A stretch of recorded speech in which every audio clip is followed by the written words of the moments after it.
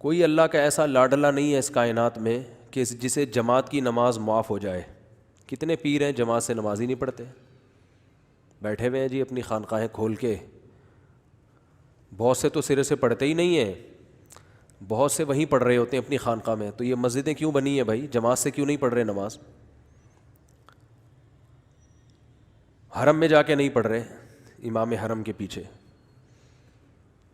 تو بار بار وہ آیت پڑھتا ہوں نا, ومن اراد الآخرہ وسعى لها سعیها, جو آخرت کا ارادہ کرے گا اور آخرت والی کوشش کرے گا اس کو جنت ملے گی. آخرت والی کوشش اگر نہیں کرتا, اخپل طریقے سے کوشش کرتا ہے, خود سے ڈبل محنت بھی کر لے گا, تو جنت کے خواب صرف خواب ہیں. اللہ کے ہاں اس کی کوئی ویلیو نہیں ہے. ہمارے ہاں جو پبلک ہے نا, پبلک, کیونکہ یہ عادی ہو چکی ہے الٹی سیدھی باتیں سننے کی, سیاسی لیڈروں کی الٹی سیدھی تقریریں, جذباتی, تو ان کو مذہبی رہنما بھی وہی اچھا لگتا ہے جو جذباتی باتیں کرتا ہو, زمین آسمان کے قلابے ملا دیتا ہو. عملی دنیا میں کیا کیا ہے اس کو فوکس نہیں کرتے. روتا دھوتا زیادہ ہو بس لوگ کہتے ہیں یہ بہت ہی نیک ہے کیونکہ یہ روتا زیادہ ہے. حضرت عمر کے بارے میں ایک واقعہ ہے کہ انہوں نے کسی پادری کو دیکھا جو رو رو کے ہڈیوں کا ڈھانچہ بن گیا تھا, عبادت کر کر کے یا رو رو کے, واللہ عالم. کہا جاتا ہے کہ حضرت عمر اسے دیکھ کے ان کی آنکھوں میں آنسو آ گئے. کہا دنیا بھی برباد اور آخرت بھی برباد, کیونکہ جو اللہ نے اس سے ہلکا کام بتایا ہے وہ کرنے کے لیے تیار نہیں ہے. اس سے ہلکا کام کیا ہے بھائی؟ اپنا عقیدہ درست کر لو. عیسیٰ علیہ السلام کو اللہ کا بیٹا نہیں کہو, پھر اتنی عبادت کی ضرورت نہیں ہے, 5 ٹائم نماز پڑھ لو کافی ہے. لیکن بس کیونکہ لوگ پھر بزرگ نہیں کہیں گے. بزرگ کا مطلب آپ تھوڑے سے یونیک نظر آئیں, ممتاز نظر آئیں, کچھ ہٹ کے.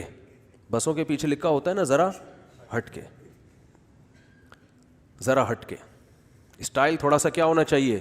ہٹ کے.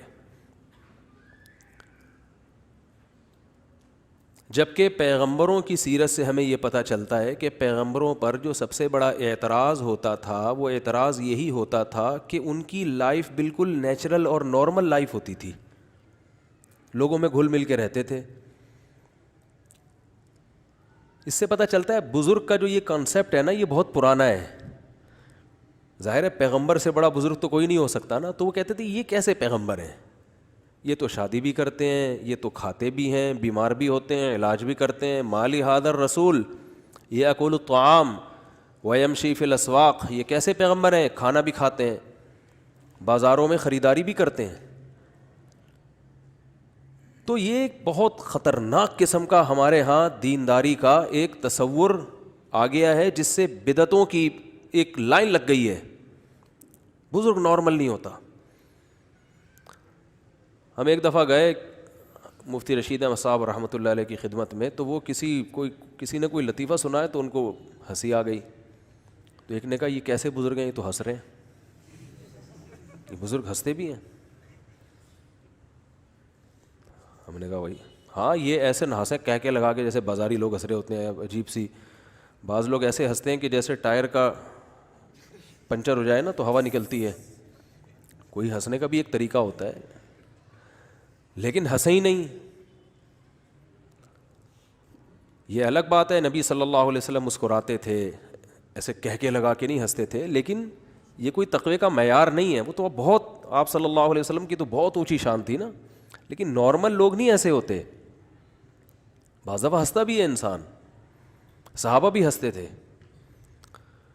حدیث میں آتا ہے صحابہ کرام نماز پڑھا رہے تھے, نبی صلی اللہ علیہ وسلم نماز پڑھا رہے تھے, صحابہ آپ کے پیچھے نماز پڑھ رہے تھے. تو ایک صحابی آئے جماعت میں شامل ہونے کے لیے, کہیں گڑھا تھا, ان کا پاؤں پھسلا, وہ اس میں گر گئے.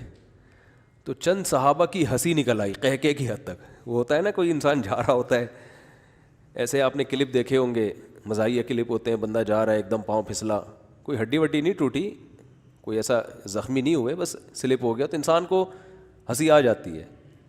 تو صحابہ کو بھی ہنسی آ گئی. تو آپ صلی اللہ علیہ وسلم نے فرمایا بھائی جن نے قہقہ لگایا ہے وہ وضو بھی دوبارہ کریں اور نماز بھی دوبارہ پڑھیں. تو امام ابو حنیفہ رحمہ اللہ نے اسی حدیث سے استدلال کیا کہ نماز میں اگر قہقہ لگا کے کوئی ہنسے گا تو وضو بھی ٹوٹ جائے گا. البتہ دوسرے فقہا کہتے ہیں حدیث سند کے لحاظ سے ضعیف ہے، لیکن حنفیہ کہتے ہیں ضعیف نہیں ہے، حسن ہے. تو وہ حدیث میں ظاہر ہے صحت میں اختلاف ہوتا ہے، جو صحیح سمجھتے ہیں انہوں نے اس پہ فتویٰ دیا، جو نہیں سمجھتے، کیونکہ حدیث کا صحیح اور ضعیف ہونا بھی کیا ہے، ایک اجتہادی فیصلہ ہے، اجتہاد ہے. تو اس میں یہ تو نہیں ہے کہ نبی صلی اللہ علیہ وسلم نے ان کو غصے سے ڈانٹو کہ تم ہنسے کیوں ہے بھائی، تم میرے صحابہ ہو، میری محفل میں بیٹھتے ہو اور تمہیں کیا ہو گیا، ہنسی آ گئی. بھائی ایک انسانی فطرت ہے، اور نارمل لوگ اور نیچرل لائف جن کی ہوتی ہے نا دنیا میں، کوئی کام وہی لوگ کرتے ہیں. جو بھی عام روٹین سے ہٹ کے جو بندہ چلے گا نا وہ اپنی ذات تک محدود ہو جائے گا. وہ لوگوں کو، وہ خود بھی گمراہ ہوگا، دوسروں کو بھی گمراہ کرے گا. تو پیغمبر صلی اللہ علیہ وسلم نے کیا فرمایا؟ لوگ کیا اعتراض کرتے تھے، مالی حاضر رسول، اس رسول کو کیا ہو گیا، یاکل الطعام، یہ کھانا بھی کھاتے ہیں، ویمشی فی الاسواق، اور بازاروں میں خریداری بھی کرتے ہیں. اب تو میرا بازاروں میں جانا بہت کم ہو گیا ہے. پہلے تو میں گھر کا سارا سودا سارا خود ہی خریدتا تھا. تو لوگ کہہ رہے تھے مفتی صاحب آپ ٹماٹر خرید رہے ہیں، آپ ٹماٹر خرید رہے ہیں، آپ کو تو ہم امریکہ سے آئے ہوئے نا ایک صاحب، ہم تو امریکہ میں آپ کو سنتے ہیں، نیو یارک میں ہمارا پورا گھرانہ آپ کو سنتا ہے، آپ ٹماٹر خرید رہے ہیں. تو میں ان سے کہتا تھا بھائی گھر میں جب سالن پکتا ہے تو ٹماٹر تو اس میں ڈلتا ہے، ٹماٹر نہیں لے کر آئیں گے تو اس سے بڑا اعتراض گھر والوں کو ہوگا، آپ کو ٹماٹر لینے بھیجا تھا آپ بغیر لیے آ گئے، تو یہ ہوگا نا. تو بزرگ کا تصور خاص طور پر بدعتیوں نے تو عجیب و غریب بنا دیا ہے. کسی نے بزرگی کرامتوں کو کہا، کسی نے بزرگی کہا کہ جو چل نہ سکتے ہوں خرامہ چلتے ہوں، کسی نے یہ بھی کہا کہ جو کرونا میں احتیاط نہ کرتے ہوں وہ بہت بڑے بزرگ ہیں. آج کل یہ بھی ایک چل رہا ہے، یہ بھی بزرگی کا ایک معیار چل رہا ہے کہ یہ کرونا سے ڈرتے مرتے نہیں ہیں، بالکل نہیں ڈرتے. اور جو ڈرتے ہیں وہ کیا ہیں، وہ بزرگ نہیں ہیں، ان کو اللہ پہ توکل نہیں ہے. یہ بھی اپنی طرف سے بنائی ہوئی چیز ہے. ڈرتا بزرگ واقعی نہیں ہے. ابھی ایک صاحب مجھے کہہ رہے تھے آپ اتنی احتیاط کر رہے ہیں، آپ ڈر رہے ہیں. میں نے کہا ڈر نہیں رہا، الحمدللہ مرنے کے لیے اس طور پہ تیار ہیں کہ کوئی بھی کسی ٹائم پہ مر سکتا ہے، وہ تیار ہے. وہ الگ بات ہے آخرت کی تیاری نہیں ہے، اس لحاظ سے ڈرتے ہیں کہ مر گئے تو پتہ نہیں ہوگا کیا. اس لحاظ سے اللہ سے زندگی مانگتے ہیں کہ کچھ سدھرنے کا موقع مل جائے. لیکن ویسے مرنے سے ڈر کے کیا کرنا ہے، تو مرنا تو ہے، آج نہیں تو کل، کل نہیں تو پرسوں مریں گے. موسیٰ علیہ السلام نے لگایا تھا نا موت کے فرشتے کو تھپڑ وہ واپس آیا.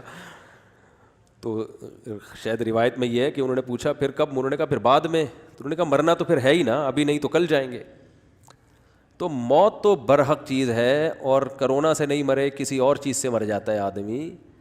اور بالفرض اگر ڈر بھی جائے، الحمدللہ موت سے ہم نہیں ڈرتے، موت سے نہیں ڈرتے، اللہ کا شکر ہے.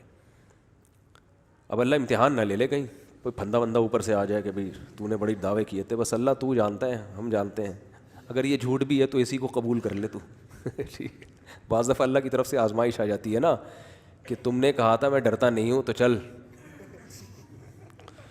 لیکن ابھی فی الحال جو کیفیت ہے اس کے حساب سے بات کر رہا ہوں. ڈر اس بات سے ہے کہ مرنے کے بعد ٹھکانہ کہاں ہوگا، تو اس لیے مہلت مانگتے ہیں کہ اللہ ہمیں اپنے اعمال کا پتہ ہے کہاں صحیح ہے، اللہ ہمیں توفیق دے دے تھوڑا سا، شاید سدھر جائے کچھ آگے چل کے. اور ظاہر ہے 100% سدھرنے کا دعویٰ تو کوئی بھی نہیں کر سکتا، ایمان خوف اور امید کے درمیان ہی ہے. تو اس لحاظ سے موت سے ڈرنا ایک الگ چیز ہے. لیکن ویسے اللہ کا شکر ہے موت سے ڈر الحمدللہ نہیں لگتا. اور ایک مثال دے رہا ہوں، اگر کسی کو ڈر لگتا بھی ہے موت سے تو بھی یہ بزرگی کے خلاف نہیں ہے، یہ خوب سمجھ لو. اس لیے کہ موت سے ڈر بعض دفعہ دل کی کمزوری کی وجہ سے بھی ہوتا ہے. ایک انسان دنیا کو مسافر خانہ سمجھتا ہے، اللہ سے محبت بھی ہے اس کے دل میں، وہ چاہتا ہے اللہ سے ملاقات ہو جائے، اس دنیا کے بکھیڑوں سے نکلوں، آخرت کی نعمتیں ملیں، لیکن دل کمزور ہوتا ہے بعض دفعہ. جب کسی کا دل کمزور ہوتا ہے تو وہ ایک ایسا کام جو تھوڑا سا یعنی اس سے ہٹ کر ہو عام معمول سے، اس سے وہ ڈر لگتا ہے اس کو.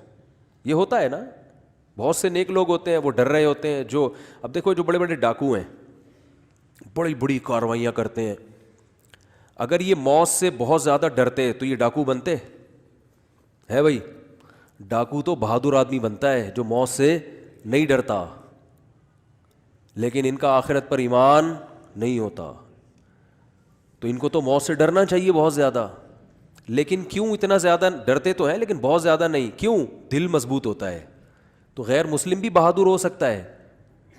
اور اگر کسی کا آخرت پر ایمان ہے، اسے پتہ ہے مجھے گولی لگے گی میں جنت میں جاؤں گا، شہید ہو جاؤں گا میدان جنگ میں، لیکن اسے ڈر لگ رہا ہے، تو یہ ڈر اس کی علامت ہے کہ آپ کا دل کمزور ہے، اعصاب کمزور ہیں. اعصابی کمزوری کی وجہ سے بھی انسان کو ڈر زیادہ لگتا ہے، اندھیرے سے میں ڈر جاتا ہے وہ، حالانکہ نیک ہوتا ہے. تو یہ بھی ممکن ہے بالکل. تو ایک مثال آئی تھی بڑی اچھی ذہن میں. اب اگر کوئی میدان جنگ، ہاں حدیث میں آتا ہے کہ جو بزدل ہے اور پھر بھی جہاد کرے اسے دگنا اجر ملتا ہے. بزدل آدمی کو میدان جنگ میں لڑنے کا دگنا اجر ملتا ہے، حدیث میں آتا ہے. کیونکہ بہادر کو تو مزہ آ رہا ہے لڑنے میں، جو بزدل ہے اس کو مزہ نہیں آ رہا، وہ بس اپنے نفس کو مجبور کر رہا ہے، بھائی اللہ کا حکم ہے لڑنا ہے. ادھر سے دھماکہ ہوا ایک دم کانپنے لگا، بھاگتا نہیں ہے، لیکن یار اسی خوف میں جاؤں گا تو اجر تو ڈبل ہوگا کہ نہیں ہوگا؟